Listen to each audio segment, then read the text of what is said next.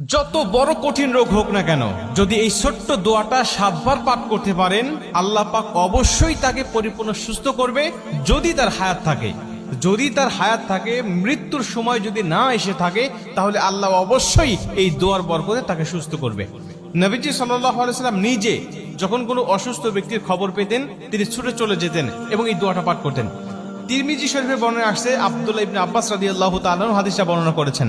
তিনি বলেন যে রাসূল সাল্লাল্লাহু আলাইহি ওয়াসাল্লাম এক অসুস্থ ব্যক্তির কাছে গেলেন এবং গিয়ে তার শিয়রে বসলেন, একেবারে তার পাশে বসলেন এবং মাথায় হাত দিয়ে তিনি ছোট্ট দোয়াটা পাঠ করলেন।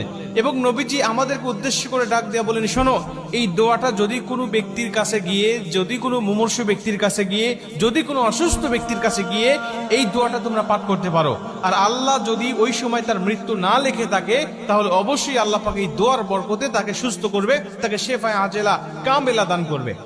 আম্মাজান আয়েশা রাদিয়াল্লাহু তাআলা তিনি বলেন যে নবীজি যখন কোথাও কারো অসুস্থের খবর পেতেন, তিনি আর ঘরে থাকতেন না, ছুটে চলে যেতেন। সে মুসলিম নাকি অন্য ধর্মের লোক, এটা তিনি দেখতেন না।